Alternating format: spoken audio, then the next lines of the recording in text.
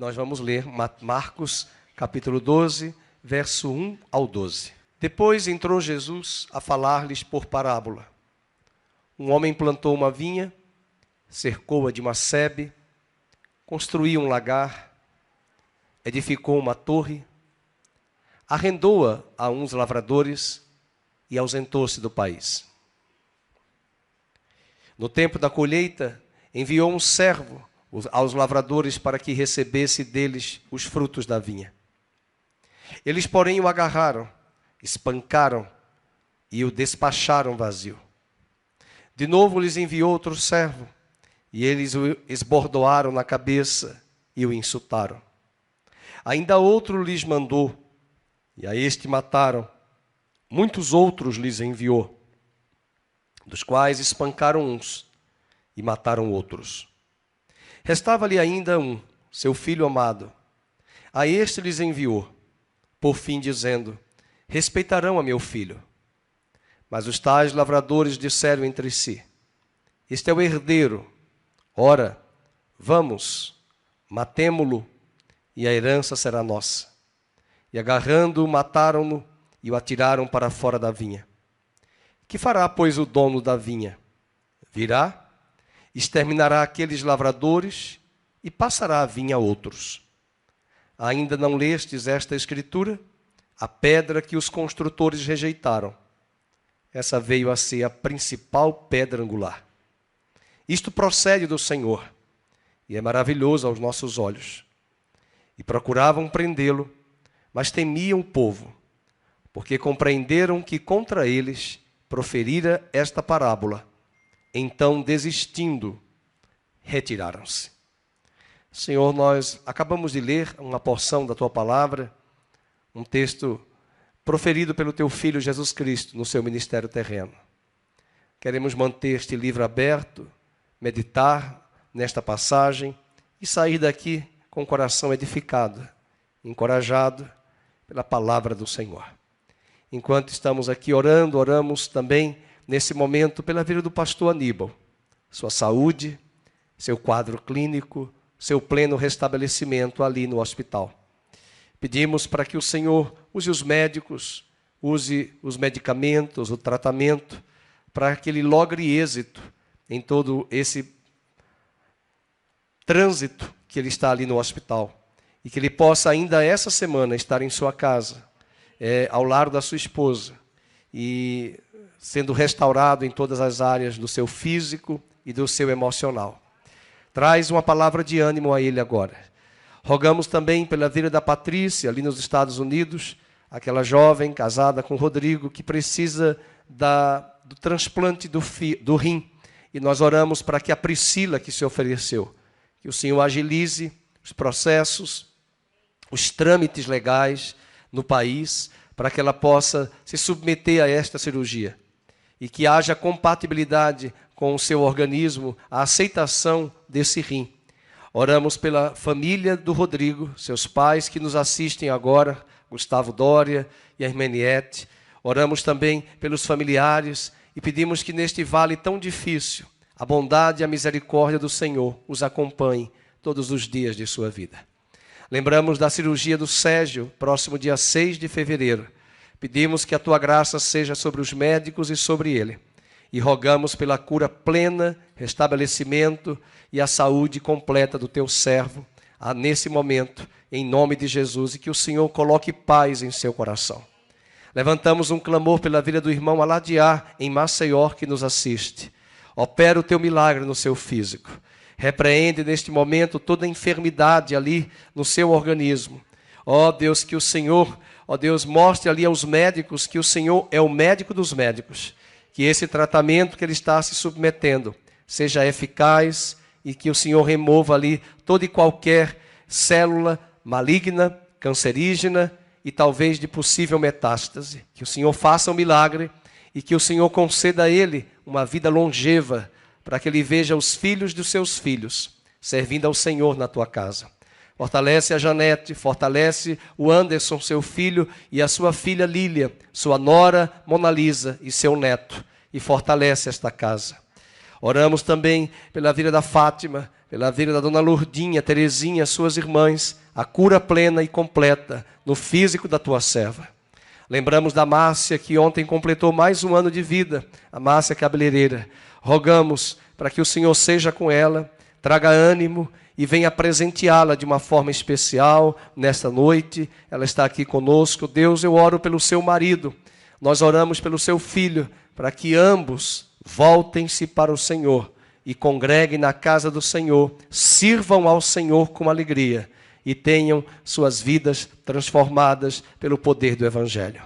Ó Deus, nós colocamos todos os nossos irmãos agora, que padecem de alguma enfermidade, alguma luta. Agradecemos-te pela Renata, do Felipe, e o seu pleno restabelecimento nesse pós-operatório. Colocamos em nome de Jesus a sua saúde, o seu físico, que o Senhor continue operando milagres na vida da Renata Tomé e na vida do seu esposo. Agradecemos-te pela Josi, pela Manu e pelo Jefferson, para que o Senhor guarde esta família que foi tão abalada com a queda daquela árvore ali na Lagoa do Taquaral. No meio de todas as aflições, de todas as angústias, de todas as crises, o Senhor tem estado conosco. O Senhor tem nos dado o livramento. O Senhor tem sido bom, fiel para com cada um de nós. Agora, Deus, abre os nossos olhos para que vejamos as maravilhas da tua lei. No nome de Jesus. Amém. Você pode sentar. Bom ver a irmã Eliana aqui, Deus abençoe. A irmã da casa, né? É bom vê-la. Não é somente a irmã. Estou vendo aqui a irmã Dirce também, que está aqui conosco. A esposa do irmão Polic, embora ele partiu. Mas a irmã está casada com o Senhor e é sempre bom vê-la. E a sua filha Érica, que está aqui conosco, que nos acompanha nas lives. E eu vejo ela sempre aqui conosco. Não é Dirce, não? Eu falei Dirce, foi isso? É. Ah, é a Ellie. Ellie. E eu falei Érica. Nossa, como é parecida, né? Meu Deus. Deus abençoe. Desculpa, viu? Acho que a idade, eu tenho que colocar meu óculos, né? Eu vi o Roberto fazendo assim. Não. Eu já me corrigiu. Obrigado, Roberto. Fez bem, né? Para consertar aí. Eu estava vendo, mas bom revê-la. São muito parecidas. A irmã teve quantas filhas? 4. Casa das 5 mulheres, né? Deus abençoe. A irmã também não apenas perdeu o seu Polic, perdeu o seu filho no ano passado. Foi uma fase muito difícil para ela, mas que Deus conforte a família. Foi uma fase de luto, uma fase difícil, né? E hoje eu posso falar aqui à noite, a Josiane também enfrentou a mãe da Manu. É bom lembrar que os irmãos talvez não se recordem, ela perdeu a sua mãe, primeiramente, que morreu de câncer, depois de alguns anos perdeu o seu pai, e ela enfrentou agora esse momento de livramento, graças a Deus, na vida da sua filha, no aniversário, ali na lagoa, quando aquela árvore caiu, atingiu a sua prima, infelizmente, ela veio à morte, a óbito, e a sua vida foi poupada, a sua filha, a Manu, e que Deus guarde esta família e console os pais da Isabela, que é uma família pastoral, né? Então, não é fácil, mas que Deus nos ajude. Os dias têm sido difíceis, não é, irmãos? Muito desafiadores para todos nós, mas vamos continuar firmes servindo ao Senhor. Vamos voltar para o texto, capítulo 12, você que está em casa, nos assistindo, nos acompanhando. Esse é o título do sermão, eu diria, o drama de Jesus em Jerusalém. É um drama mesmo. Ele está na vinha. Ele acaba de entrar em Jerusalém, no capítulo 11, que nós pregamos a semana passada, e o pastor Felipe, há 2 domingos atrás. Ele entra em Jerusalém para cumprir a palavra profética de Gênesis 49. Siló será enviado até que venha Siló, e ele vai tomar o cetro e entrará montado num jumentinho, montado numa jumentia, e todos os povos o receberão. Essa era a profecia de Gênesis 49, verso 8 a 11. Agora o Messias entra em Jerusalém, você pode ver isso no capítulo de número 11, voltando um pouco lá, a entrada triunfal em Jerusalém. Depois, no capítulo 11 ainda, nós pregamos no versículo 12, a figueira sem fruto. A figueira é uma simbologia de Jerusalém. A videira é uma simbologia de Israel. E hoje à noite nós queremos falar desta parábola, deste drama. Poderíamos abrir a nossa Bíblia ainda, antes de meditar no texto, vamos para o Salmo 80, verso 8 ao verso 16. Os irmãos devem estar acompanhando as notícias de Jerusalém, onde 7 judeus foram assassinados, mortos ali numa sinagoga. E essa grande perseguição cruenta ao povo judeu que tem se alastrado na terra, e um ódio contra esse povo que não tem razão de existir. No Salmo 80, você consegue enxergar, a partir do verso 8, uma descrição importante da figueira e da vinha. Veja, por exemplo, no Salmo 80, verso 8. Trouxeste uma videira do Egito. Ele está fazendo uma retrospectiva. A videira do Egito. Quem é a videira? Se você frequentar a escola bíblica, você vai aprender. Hoje de manhã, nós aprendemos na escola bíblica que Deus tirou os descendentes de Abraão. Eles entraram na terra prometida e diz a história lá no livro de Josué que quando eles entraram, 2 homens carregaram um cacho de uvas. Eu sempre brinco que se 2 homens carregaram um cacho de uvas, eu vi agora as uvas da casa da irmã Marlene, da irmã Fátima que está ali, eu fui visitá-la agora em dezembro, e eu falei, nossa, que parreira, que videira maravilhosa, eu quero dessa uva. Mas as uvas da terra prometida, 2 homens carregaram um cacho. Imagina, irmão Márcio, 2 homens carregando a melancia, o melão, lá na terra prometida. Se 2 homens carregaram um cacho de uvas, imagina a melancia, Lucas, né, da terra prometida. Era uma terra que mana leite e mel. Então você precisa ter um cuidado quando você vai ler a Bíblia e observar essas palavras. Eu aprendi com o seu John Walker, uma das coisas mais importantes que ele dizia, tudo que na Bíblia aparece repetidamente, anote, registre, guarde, preste atenção. Tem coisas na Bíblia que somente uma vez aparece aquela única palavra. É importante? É, mas é bem diferente de uma palavra como esta videira aparecer diversas vezes. O versículo 8 diz, trouxeste uma videira do Egito, expulsaste as nações e a plantaste, dispuseste-lhe o terreno. Ela deitou profundas raízes, olha as raízes do judaísmo na Europa. Olha as raízes do judaísmo que vão desaguar no cristianismo. O mundo ocidental foi pautado no pensamento judaico-cristão. As raízes estão até aqui. A nossa divisão de história, antes de Cristo, depois de Cristo, é pautada pelo Messias. Ainda que eu seja um professor de história ateu, eu tenho que falar depois de Cristo, antes de Cristo. O conceito de família, o conceito de propriedade, o conceito de liberdades, tudo isso veio do judaísmo, do cristianismo. A Europa foi plantada ali pelo apóstolo Paulo, a igreja, na Macedônia. Em Atos 16, o evangelho se expande e durante séculos o evangelho vai se expandindo para a Ásia, para o norte da África, se instala na Europa até o advento da Reforma e começa ali, depois das grandes navegações, das descobertas marítimas, o cristianismo se espalha para a América do Norte, América Central, América do Sul. Eu quero ouvir um amém, porque eu não estou num culto fúnebre, eu estou mostrando os tentáculos e todas as ramificações do cristianismo. Isso veio do judaísmo. João capítulo 2, Jesus disse, a salvação vem dos judeus. João 4, ele fala para a mulher samaritana, a salvação vem dos judeus. Então o cristianismo é extensão do judaísmo e ele está dizendo agora as ramificações dessa videira.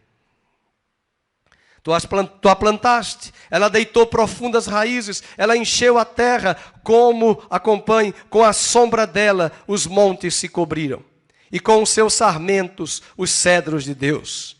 Estendeu ela a sua ramagem até o mar. Olha aqui a profecia, foi além do mar, chegou à América do Norte. Os judeus estavam na Espanha, estavam em Portugal, foram expulsos pela rainha Isabel, foram para a América, vieram para o Brasil. Todas as caravelas ali estavam cheias de judeus.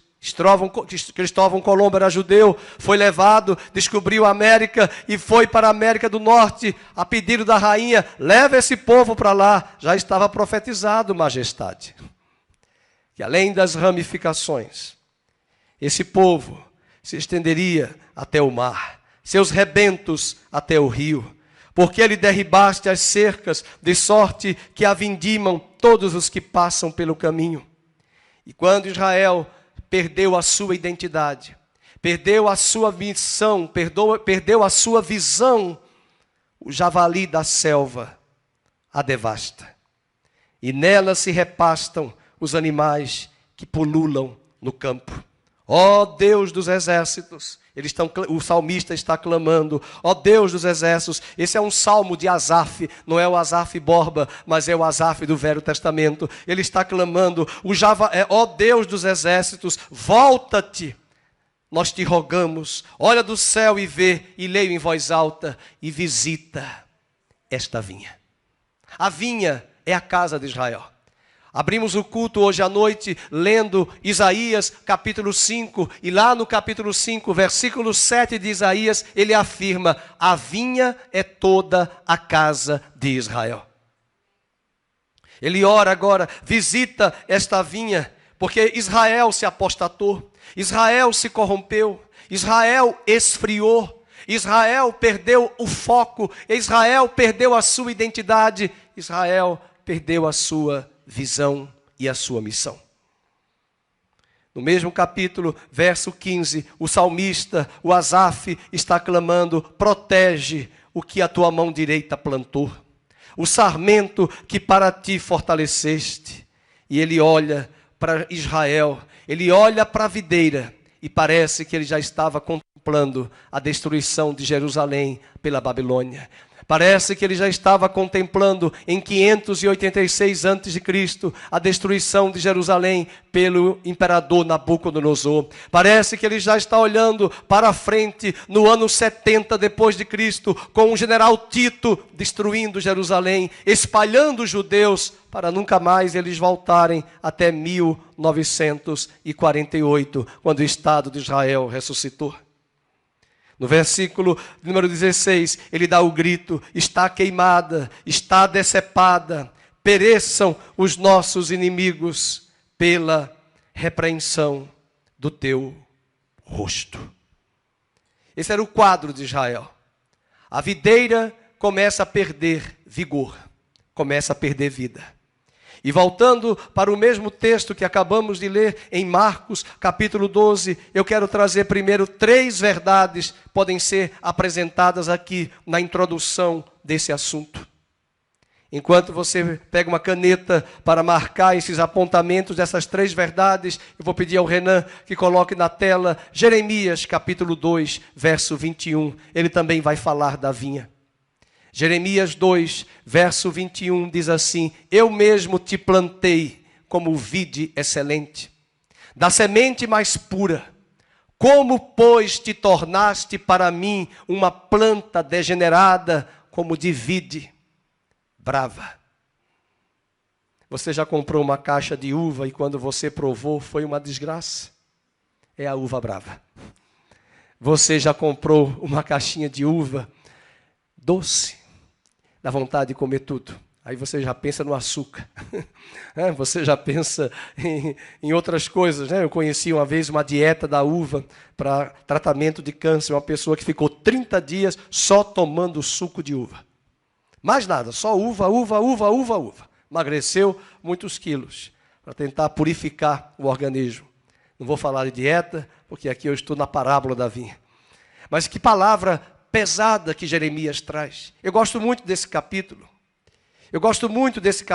Foi nesse capítulo que Deus falou para Israel: ah, Israel, eu estou com saudade da nossa lua de mel. Quando eu te desposei lá no Monte Sinai. Quando eu me casei contigo. E ele começa a narrar o quadro de Israel nos dias de Jeremias, e é nessa hora que ele diz: eu plantei como vocês como uma vide de uma semente pura, mas vocês estão se tornando para mim uma videira degenerada, e os frutos, como disse Isaías capítulo 5, são de uvas bravas. No mesmo texto de Marcos, capítulo número 12, as 3 verdades que a gente pode apresentar nessa introdução. Primeira, as oportunidades podem ser perdidas para sempre. As oportunidades podem ser perdidas para sempre. Se o pastor Felipe puder me lembrar, meu sogro falava de uma história que eu não conhecia e eu achava estranho a história dele contar, mas o mito tem isso. As pessoas contam as histórias, mas elas não sabem de onde elas vêm, porque em algum lugar aquele mito tem fundo de verdade, em algum lugar houve uma narrativa original. Ele contava a história de que oportunidade é uma mulher careca, com uma única trança. E aí, por onde ela passava, ela vai querer essa trança, porque essa trança, para ela, ele contava assim, porque essa trança é a oportunidade, é ímpar, é singular. Mas quando eu estudei a mitologia grega, eu descobri o nome de um deus grego. De onde Monteiro Lobato fez o Saci Pererê, ele tinha só um gorro. De onde o gênio da lâmpada, você assinava, estão lembrados do gênio da lâmpada? Ok? E havia na mitologia grega um deus, que eu não vou lembrar o nome agora, que quando ele entrava, na mitologia, na tradição, ele entrava rodopiando. E quem ousasse pegá-lo pela trança, que é o que ele tinha, receberia da divindade a oportunidade. É por isso que criou-se essa frase, oportunidade é ímpar. Oportunidade é única. Por conta dessa... E aí eu fiz a leitura, porque eu fui da época do sítio do Pica-Pau Amarelo, da primeira versão de 77, quando o Saci Pererê aparecia, e a Emília tinha que colocar na garrafa, e o Saci louco para que alguém tirasse ele. E tinha que fazer o pedido. Ele tirava, a Emília tirava e o Visconde, e logo em seguida o Saci fazia o que eles queriam. Não é diferente também na narrativa do gênio da lâmpada. Alisou, invocou, destampou, o gênio saiu e o gênio se colocava assim para fazer o pedido do seu senhor. Estão lembrados?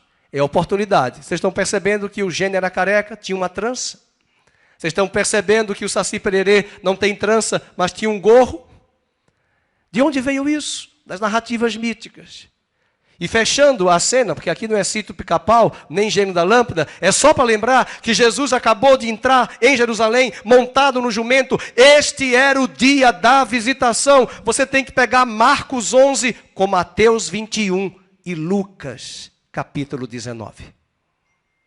Eu gosto de Lucas porque ele é historiador, ele disseca o texto, ele tem um olhar de um historiador com mais clareza. E ele diz, Jerusalém, se tu soubesses que dia é hoje, porque isto está oculto aos teus olhos, porque não reconheceste o dia da oportunidade da tua visitação. O Messias chegou.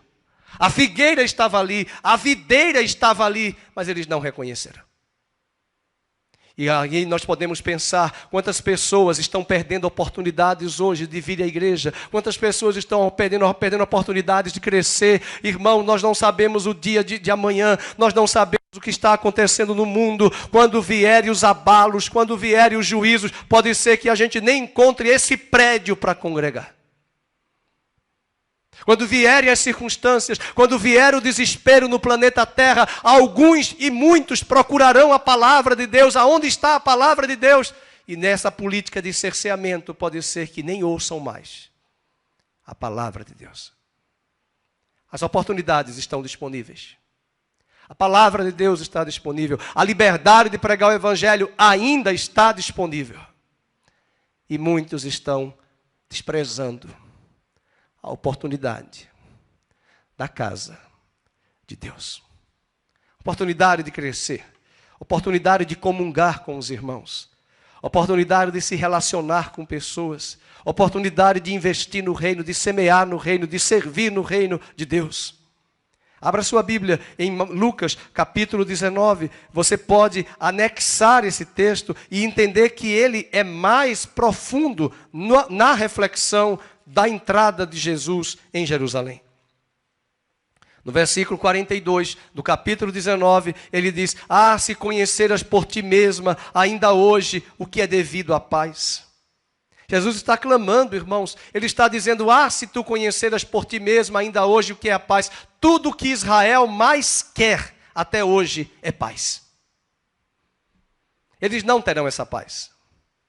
A paz não vem de tratados. Eu vou lembrar de alguns nomes de ex-presidentes norte-americanos que assinaram tratados de paz na Casa Branca. Eu vou começar lá da década de 70. Eu vi Jimmy Carter assinando tratado de paz.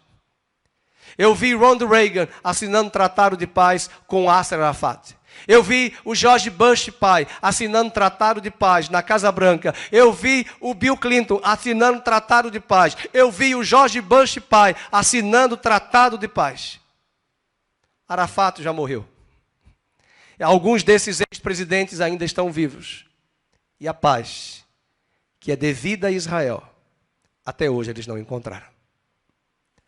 Quero dizer à igreja que esta paz que nós temos já nos foi dada por meio de Cristo, porque de ambos os povos ele fez um só povo e quebrou a barreira que estava entre judeus e gentios e concedeu a estes homens em Cristo a paz.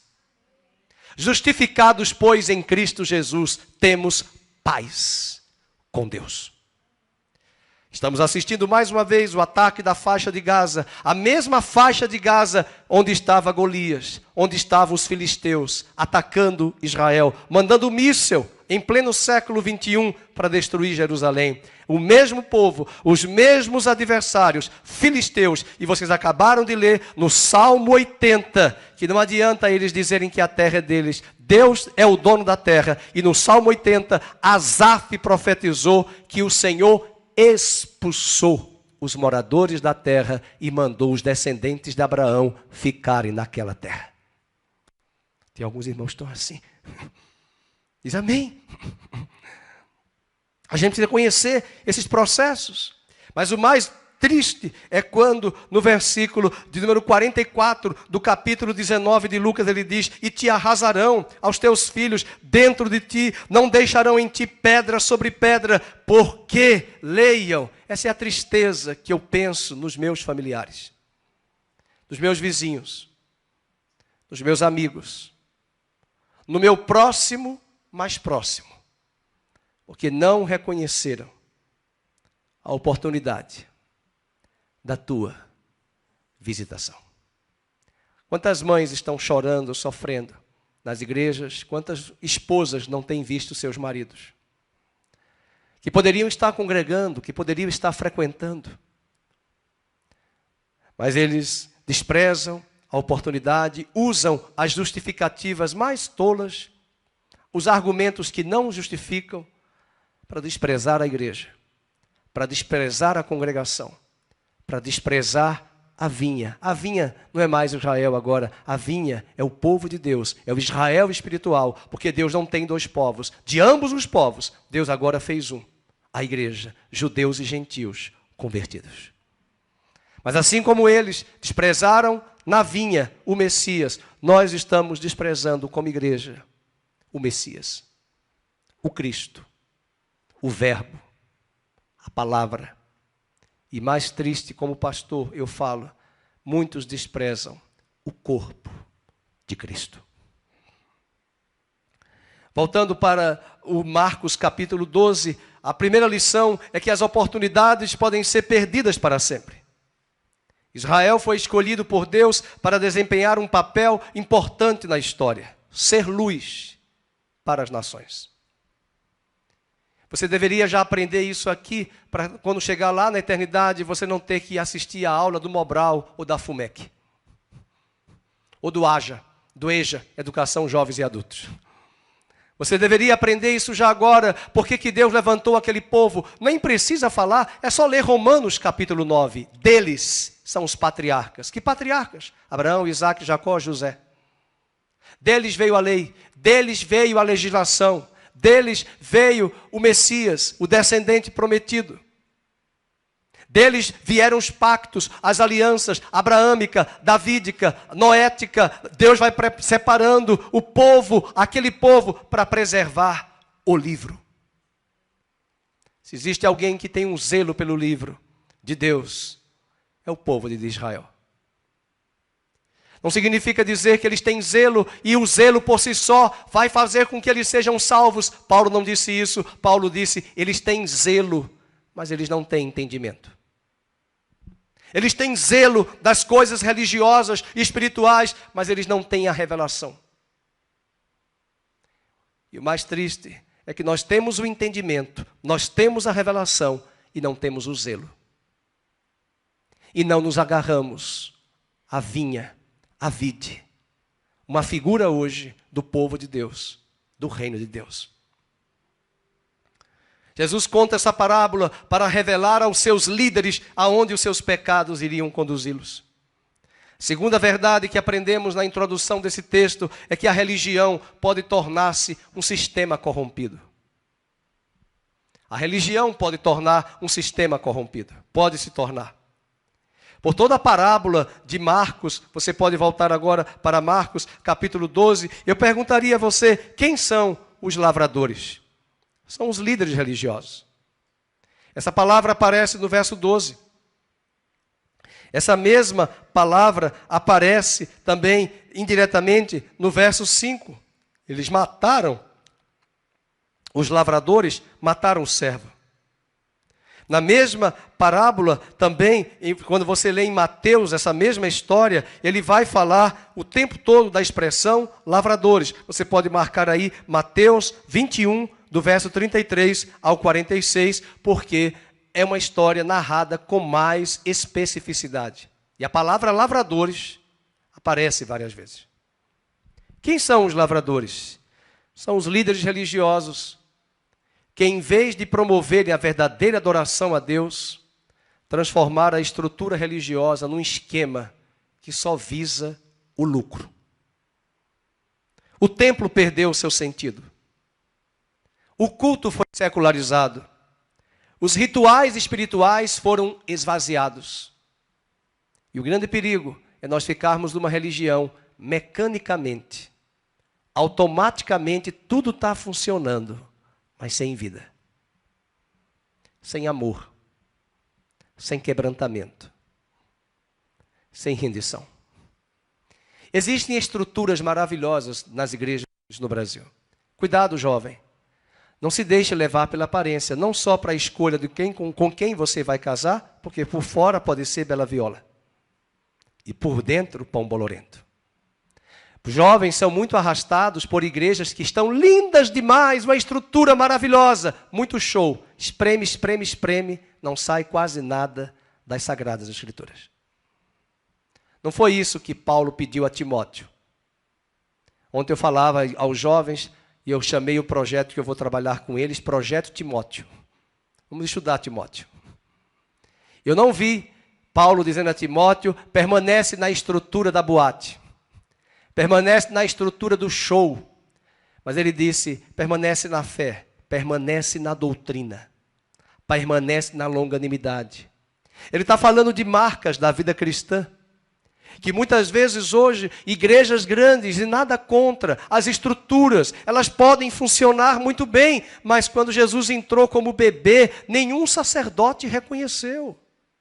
Só Simeão e Ana. Os sacerdotes estavam no automático, mas não discerniram o Messias.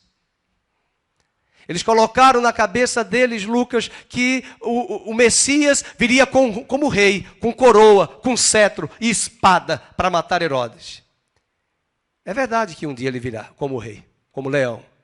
Mas eles se esqueceram, na caducidade da letra, que Isaías profetizou também que o Messias viria como ovelha muda para o matadouro. O mesmo Isaías que profetizou no capítulo 53, que ele viria como ovelha muda, foi o mesmo que profetizou, inverte o número, no 35, que ele virá como rei, para governar sobre toda a terra. E às vezes nós somos especialistas, e a igreja está vivendo isso. Quem é da época das promessas, caixinha de promessa da Bíblia? Eu fui para um consultório um dia desse em Maceió, faz alguns anos, aí a pessoa vai dizer, que é uma caixinha de promessa? É quase que eu falei que era um trident. É uma caixinha de promessa. Aí tirei lá o versículo. Glória a Deus. Não gostei muito do versículo, mas tá bom. É esse que eu tirei. Nem lembro bem o que foi. Uma palavra assim dura, de juízo, misericórdia. Faz tempo. Eu li o versículo, ok. Mas tem gente que faz assim, não é bom esse, vou pegar um outro. Até sair uma coisa boa. É mais ou menos isso. Nós selecionamos a Bíblia. Nós queremos os textos melhores. Deuteronômio 28. Bendito sereis na terra, bendito sereis no campo. Bendito, bendito. Mas pega do 14 em diante. Só pegou até o 14? Maldito serás, e maldito serás, e maldito serás, e maldito serás. Nós somos seletivos. Israel perdeu a bênção da oportunidade de enxergar o Messias porque eles foram seletivos. Sabe o que me preocupa? Essas visões e narrativas escatológicas, vai acontecer isso, vai acontecer aquilo. Nossa, Deus já te deu o script do que vai acontecer? Então vamos ficar na praça sentado para ver a banda passar do roteiro do juízo que Deus estabeleceu para você? Não, queridos. E o grande perigo é ficarmos a pensar que já seremos arrebatados, esquecendo-se que Deus, antes de arrebatar a igreja na vinda de Cristo, vai levantar um povo que vai fazer a diferença entre os que servem a Deus e os que não servem. Um povo destemido, um povo ousado, um povo perseverante, um povo resiliente, um povo que vai caminhar, um povo que vai se desembaraçar de todo o peso e pecado que tentam assediá-lo. É esse povo destemido, é esse remanescente fiel que vai discernir os tempos e as épocas, que vai olhar todas as narrativas, estruturas de raciocínio e vão entender, esta é a última geração. Vão receber o Messias, vão clamar, Maranata, ora vem, Senhor Jesus.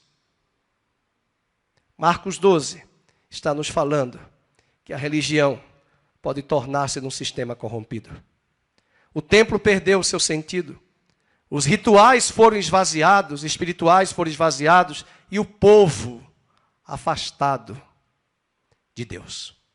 A terceira verdade que aprendemos na introdução desse texto é que os homens jamais podem frustrar os planos de Deus. Os homens jamais podem frustrar. Israel fracassou no seu propósito, mas Deus não.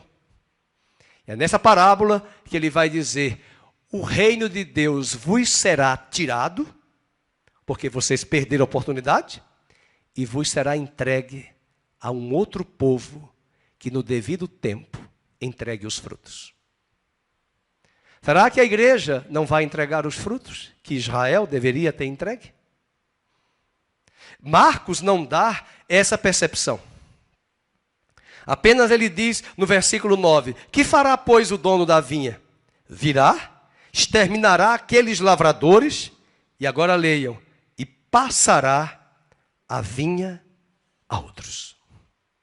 Essa vinha que vai passar para outros, essa missão, esse propósito, já foi dito lá em Atos 1:8, e recebereis poder, e ser-me-eis testemunhas em Jerusalém, Judeia, Samaria, até aos confins da terra. E a igreja começa ali, e ela entra em Jerusalém, e ela vai para Samaria, vai dizendo amém, e ela vai para toda a terra da Judeia, e ela vai para a Europa, e ela vai para a África, e ela vai para a Ásia, e ela chega nas Américas.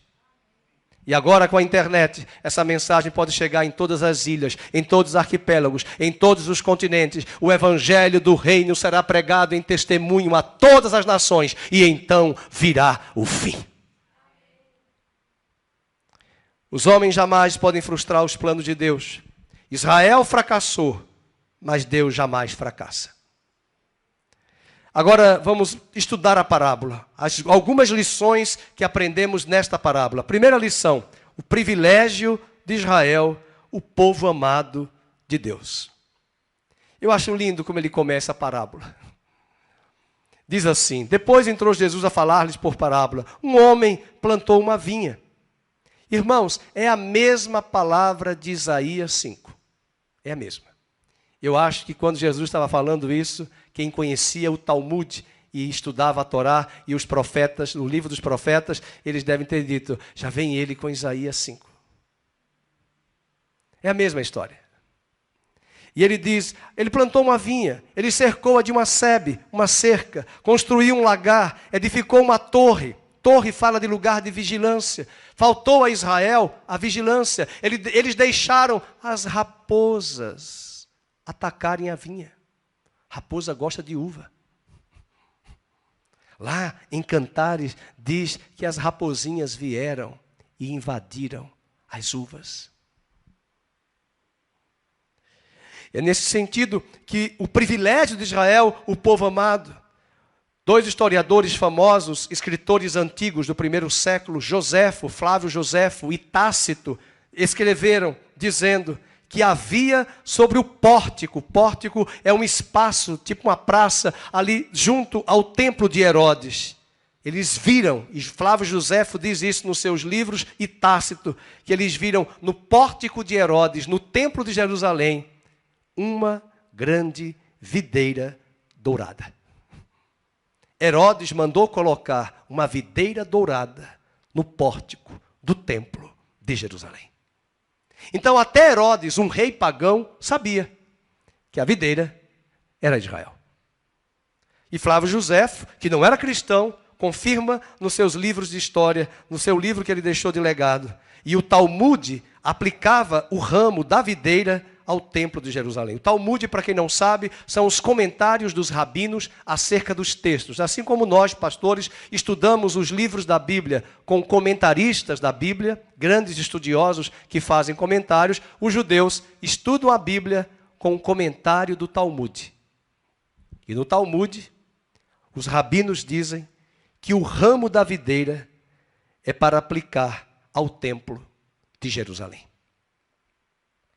A segunda lição nesse texto é que Deus tem o direito de buscar frutos na vida do seu povo. Deus tem o direito de buscar frutos na vida do seu povo. A primeira é que Israel era um povo privilegiado. Era um povo amado. E nós também somos amados por Ele. Esperamos que Ele jamais nos rejeite. Vai depender do nosso coração. Alguém já leu Isaías? Eu fico arrepiado quando eu leio aquele versículo. Se quiserdes, capítulo 1, comereis o melhor desta terra. Se quiserdes. Não existe amor forçado. Nenhuma esposa vai gostar do marido se for uma relação forçada. Ninguém quer amor forçado. Quer um amor espontâneo. Todas as vezes que eu leio o livro de Oséias, eu choro. Até acompanhando casais ao longo da vida pastoral, eu falo muito de Oséias. Porque Oséias ficou com dor de cotovelo porque a esposa dele traiu. E aí ele achava que a resposta de Deus é, deixa ela. Foi o contrário. Ele disse, eu também estou com dor de cotovelo. A minha esposa me traiu. Eu estou esperando até hoje, Oséias, por ela. E eu quero dizer que você vai esperar pela sua esposa. Mas senhor, ela já está no mercado, como prostituta lá no mercado. Vai lá, Oséias, vai atrás dela. Vai no mercado, compra ela. Ela está como escrava agora. Aí ele comprou. Tá bom, senhor, já comprei. Agora, Oséias, traz-a de volta para casa. Senhor, já és demais. Traz ela para sua casa, Oséias. Aí no capítulo 2 de Oséias, olhando para Rossana, ele diz assim no capítulo 1, nos últimos dias, Oséias, Israel vai se voltar para mim. Está doendo a dor da traição. Está doendo a dor da rejeição. Está doendo a dor da troca. Mas assim como a tua esposa vai voltar-se para você, a minha esposa vai se voltar para mim nos últimos dias. Paulo teve essa visão gloriosa. Em Romanos capítulo 11, ele diz, todo Israel será salvo. Quando? Quando vier de Sião, celestial, o libertador, e apartará de Israel, de Jacó, a iniquidade, a impiedade, que é o que separa Israel de Deus, que é o que nos separava de Deus. E quando Israel reconhecer suas misérias, quando Israel parar de se vangloriar dos grandes prêmios Nobel da ciência. Quando Israel parar de se vangloriar que eles são the best no exército, na tecnologia, no mundo das empresas, do negócio, do capitalismo, porque eles são the best. Eles são os melhores. Eles são fantásticos. Mas esse é o perigo. O homem confia em si mesmo. O orgulho precede a queda. Eu mesmo estava em Jerusalém em 95, numa viagem que eu fiz de caravana para estudo. Ficamos um mês estudando a Bíblia na terra de Israel. Eu era jovem, solteiro. Paguei parcelado com o que eu ganhava do meu apartamento de aluguel. Morava na igreja num quartinho, juntei o dinheiro. Foi uma viagem maravilhosa porque tempos gloriosos econômicos. Naquela época, $1 custava 95 centavos. Estão lembrados disso? Foi quando o real começou. Hoje é o inverso. R$5, $1. E nós chegamos a ter, em 94, 95, a época em que o dólar estava abaixo do real. O real valia mais do que o dólar. Aí deu para pagar a viagem. Uma viagem que foi muito significativa. E o ápice da viagem era o teatro, o maior teatro de Jerusalém, para celebrarmos a festa dos tabernáculos. Paul Wilbur estava ali. Eu chorei naquela viagem, naquele congresso. Foi uma coisa espetacular. Pessoas de mais de 175 países, de várias nações. Conheci finlandeses, noruegueses. Pessoas que estavam ali adorando ao Senhor. Alguns nem falavam português, nem inglês, nem espanhol. Fui falar com um, não sabia qual era a língua. E falei, vamos adorar. Eles nem entenderam o que é vamos adorar. Eu digo, vamos cantar. Nunca esqueci a presença de Deus naquela reunião. De repente, o tradutor que estava transmitindo para a língua portuguesa disse, o primeiro-ministro de Israel, Isaac Rabin, está entrando, o primeiro-ministro de Israel está entrando, o primeiro-ministro de Israel está entrando. Postura para receber o maior chefe de Estado do país. Recebemos, foi dado a ele o microfone, e ele com muito orgulho disse, estamos aqui nesta terra porque nós somos os melhores. Estamos aqui nesta terra por causa dos nossos prêmios Nobéis. Estamos aqui nesta terra porque detemos das grandes empresas de tecnologia, da indústria e do capitalismo. Ele perdeu uma boa oportunidade de dizer, estamos aqui. Como Benjamin Netanyahu falou na ONU há 5 anos atrás. Estamos aqui porque Deus cumpriu a profecia de Oséias, Isaías, Zacarias, de que nós voltaríamos para a nossa terra e jamais seríamos arrancados desta terra. Ele não disse, e que tristeza, quando voltamos de Israel, chegamos no Brasil, soubemos do assassinato que um jovem fez, matando Isaac Rabin, no mesmo mês de outubro, uma semana, após ele ter dito que eles estavam ali, porque eles eram os melhores. Se esqueceram de dizer, estamos aqui, porque o Deus de Abraão, de Isaac e de Jacó, tem cumprido as suas promessas de que nós voltaríamos para a terra depois de uma diáspora de 2000 anos. Às vezes é isso. O conhecimento intelectual faz-nos cegar da sabedoria que vem de Deus. Conhecimento é uma coisa, a gente aprende em universidade. Diplomas e títulos podem acrescentar muita coisa, mas não necessariamente sabedoria. Eu conheço gente que fala, nós vai, nós foi, mas é mais sábio do que muita gente que tem muitos diplomas. E isso falta, é a causa pela qual eles veem o Messias ali, mas não aceitam que ele é o Messias. Desprezam. E Deus tem o direito de buscar frutos na vida do seu povo. Veja o verso 2, no tempo da colheita. Por que no tempo da colheita? Porque ele quer o fruto. Enviou um servo aos lavradores para que recebesse dele dos frutos da vinha. Deus está procurando frutos. Mas eles rejeitaram a mensagem e mataram os seus mensageiros. A terceira lição é que a rejeição contínua e deliberada do amor de Deus. Ao longo dos séculos, Deus tem mandado profetas. Desde a história do Velho Testamento, veja quantas vezes Deus enviou. Versículo 2, no tempo da colheita, enviou um servo aos lavradores. Marque na sua Bíblia, um servo. Quem é esse primeiro servo? Vamos colocar aí Noé. Vamos colocar Enoque. Vamos colocar Abraão. São servos que Deus levantou, que está levando para Israel. Embora Noé e Enoque viveram antes da existência de Israel, mas eles estão enviando a terra. Deus está enviando a terra para acordar as nações. Ninguém deu ouvidos a Noé, só a sua família. Mas quando o dilúvio chegou, Noé estava certo. Os lavradores são a figura dos líderes religiosos. Os servos são figuras dos profetas.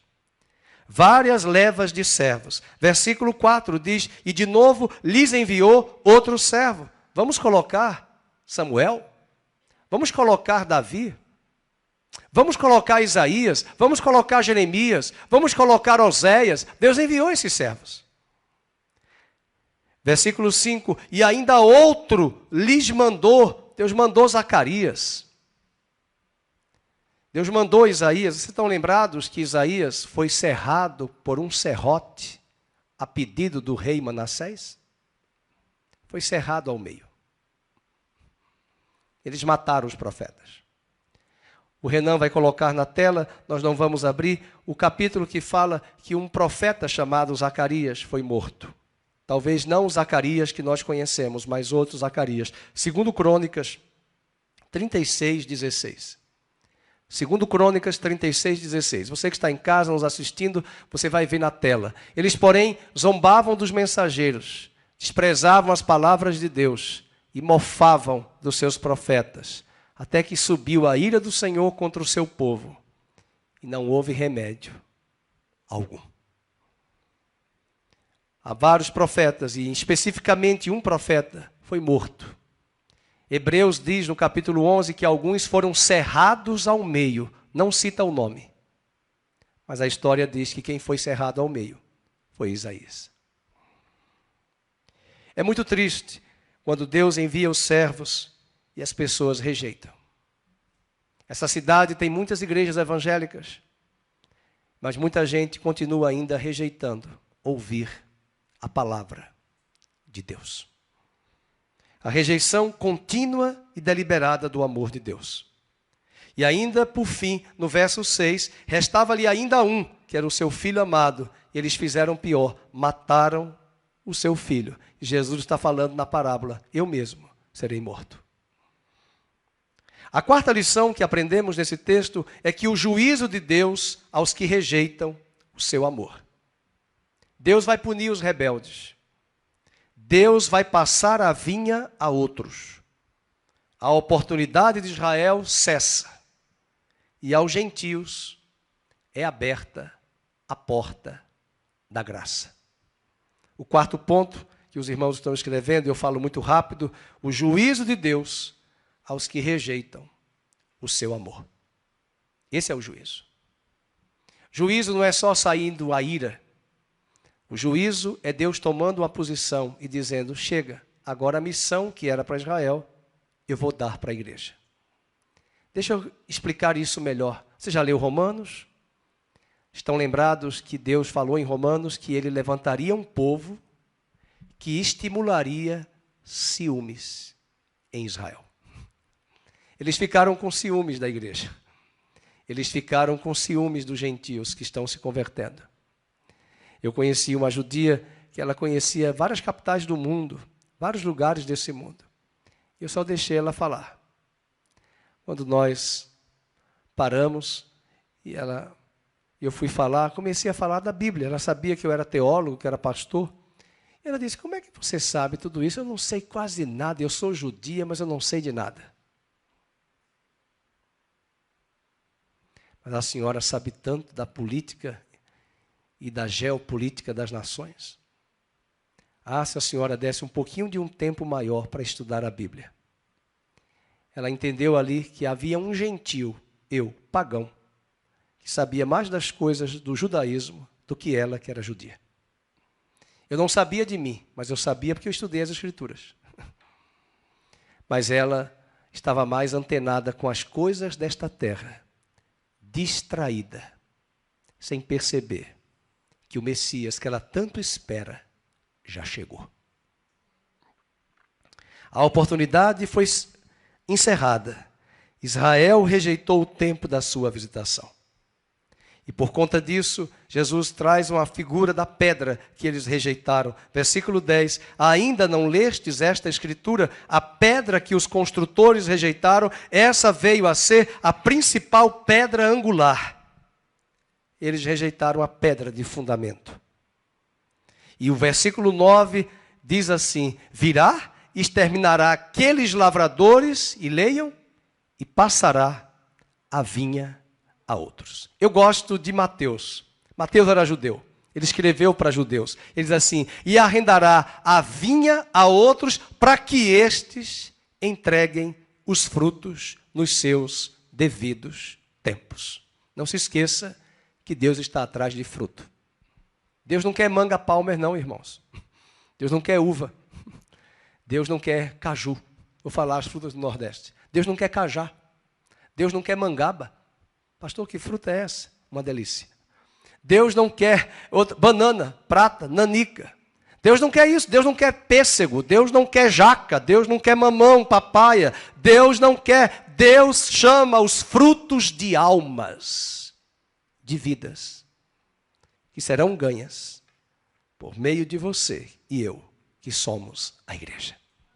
Tiago diz que o lavrador aguarda o fruto precioso da terra, e as chuvas últimas, que são as serôdias, virão, e ele está aguardando os frutos das últimas chuvas. Ele não está esperando trigo, ele não está esperando cevada, ele está esperando as almas. Seu marido, vai dizendo amém. Seus filhos, seus netos, seus bisnetos, seus cunhados, seus primos, seus vizinhos, seus colegas. Ele está esperando esses frutos. Israel não deu fruto. Israel se fechou.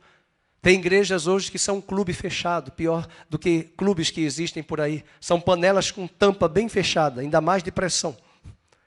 Ninguém entra, ninguém sai. Só nós somos os eleitos, só nós somos o the best, e nós não queremos, e os de fora não têm direito. Essa visão está errada. Estamos aqui porque a graça nos alcançou. E essa graça que nos alcançou vai usar as nossas vidas para alcançar outras vidas, que são os frutos das nações que Deus quer colher, que Deus quer ganhar. Por fim, o endurecimento em vez de quebrantamento.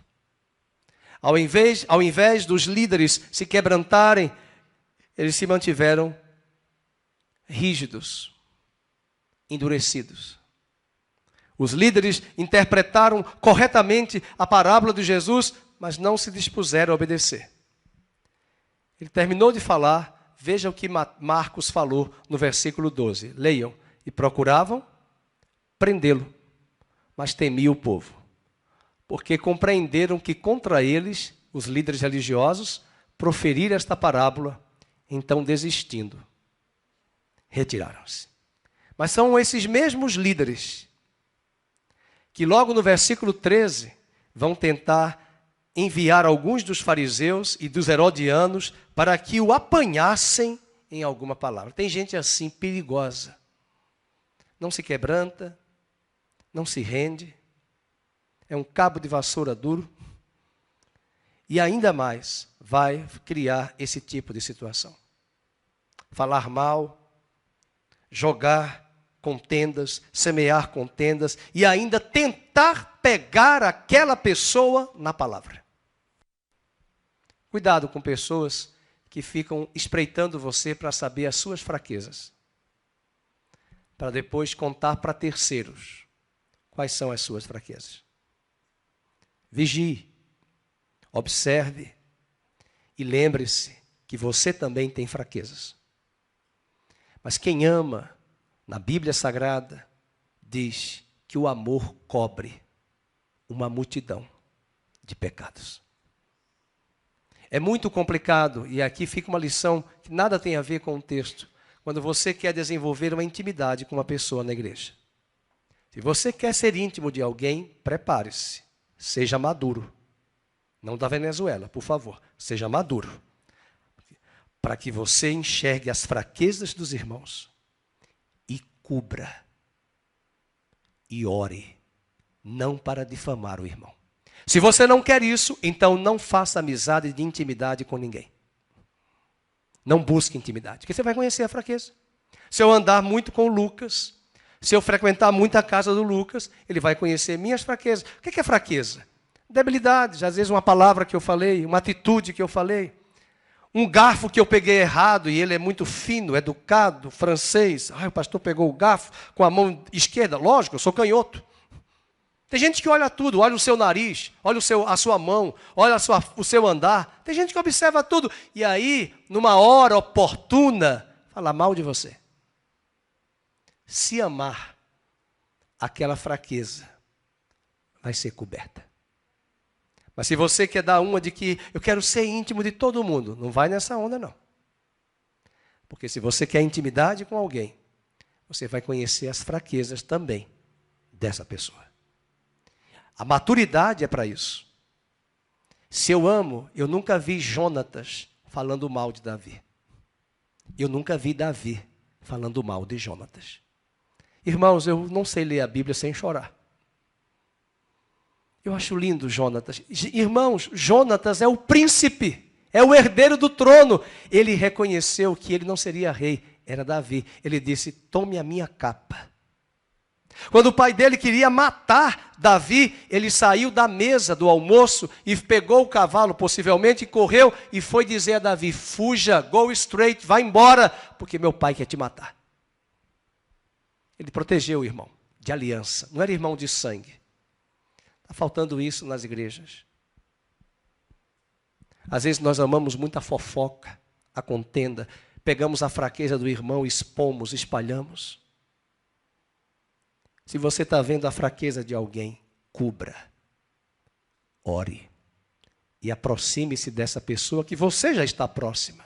Seja instrumento de Deus para o momento certo falar a verdade em amor. Porque alguns falam a verdade, mas sem um tempero do amor. Outros falam só de amor, te amo, mas cadê a verdade? Fecha parênteses. Esses líderes, ao invés de se quebrantarem, eles endurecem. John Ryle, um grande pastor americano, alerta para o fato de que esse episódio nos ensina que conhecimento intelectual e convicção somente não podem nos salvar. Eu posso ter muito conhecimento, eu posso ter muita informação, mas não necessariamente isso é suficiente para me salvar.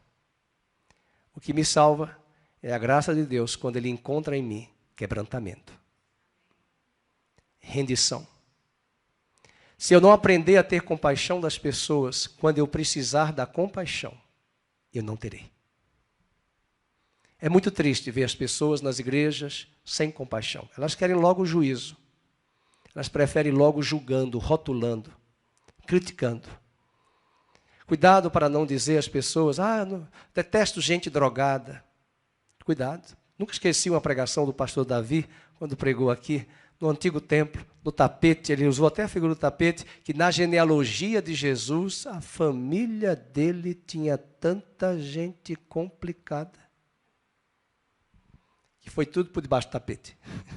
Quem era? É só pegar Mateus capítulo 1. O Ruth, que era boa, mas era pagã, moabita, povo amaldiçoado. Raabe, a prostituta. A nora de Judá, que teve relações sexuais com o próprio sogro. Está tudo lá, na árvore genealógica. Aí a minha família não tem nada disso. Tem. Está no tapete, na gaveta, aquela gaveta que você enfia tudo antes do pastor chegar na visita pastoral, para ele não ver a bagunça. A gente põe aqui na gaveta, esconda aqui.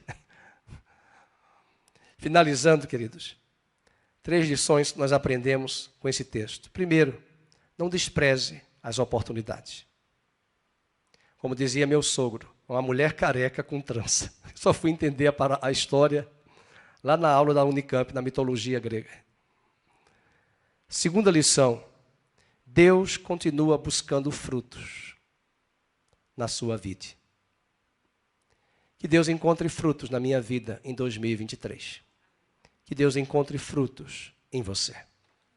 E a terceira e última lição é que, quando a palavra de confronto vier, quebrantemo-nos. Não venhamos a nos endurecer. Que haja quebrantamento em nosso coração. Ele continua buscando frutos. Ele não quer que desprezemos as oportunidades. E ele espera quebrantamento e contrição. Estamos muito empáfios. Há muito conhecimento, há muita informação, há muitos ministérios, há muitas estruturas, há muito show, há muita estrutura nas igrejas maravilhosas. Tecnologia, show de bola. Está faltando quebrantamento. Que Deus nos ajude, que tenhamos uma semana abençoada. Que a vinha continue a produzir frutos. A missão foi tirada de Israel e entregue a um povo que, conforme Mateus 21, no mesmo texto nos diz, que entregará esses frutos nos seus devidos tempos. Vamos ficar de pé. Convido o Ministério de Louvor rapidamente para subir. Vamos cantar aquela música que nós cantamos. Acho que é dos Vencedores por Cristo, aquela música muito bonita. Vamos fazer um flashback, né? É uma música que os vencedores gravaram há muitos anos atrás. Vamos orar, tá bom? Queria orar por você. Obrigado por estar aqui hoje à noite. Você que está em casa nos assistindo, que essa parábola sirva de lição para todos nós. Vamos orar. Pai querido, queremos te pedir perdão pelo nosso endurecimento. Queremos te pedir perdão quando nós não nos quebrantamos da forma que deveríamos nos quebrantar. Queremos te pedir perdão quando nós desprezamos as oportunidades. Queremos te pedir perdão quando nós preferimos seguir o nosso caminho e rejeitamos a tua palavra e rejeitamos a tua voz. Hoje à noite nós oramos pela casa de Israel, a nação física de Israel, que está ali para nos mostrar o perigo de continuarmos seguindo o nosso caminho sem a graça de Deus. Mas ao mesmo tempo entendemos que essa missão foi dada a nós, gentios, à igreja, para que entreguemos os frutos. Que cada um de nós possa ser o bom perfume de Cristo a ser exalado por aqueles que nos cercam. Que nossas atitudes possam responder à altura da missão que o Senhor tem nos dado. E que o Senhor use as nossas vidas em quebrantamento, rendição, entrega, para que muitas vidas se aproximem do Senhor. Use as nossas vidas, abençoe os dons dos irmãos, os talentos, os serviços, o trabalho. Usa os nossos jovens nas escolas, nas universidades. Amanhã, muitos deles vão voltar à sala de aula na escola, ensino fundamental e médio. Os universitários que vão voltar agora em fevereiro, use eles para a tua glória naquelas universidades. Usa os nossos irmãos no trabalho, na empresa, Senhor. Ajuda-nos a sermos essa carta viva, porque o Senhor continua pedindo frutos nesta vida. Que o Senhor te abençoe e te guarde. Que o Senhor faça resplandecer o seu rosto sobre ti. Que o Senhor tenha misericórdia de ti. E que o Senhor sobre ti levante a luz do seu rosto e vos dê a paz. No nome de Jesus. Amém.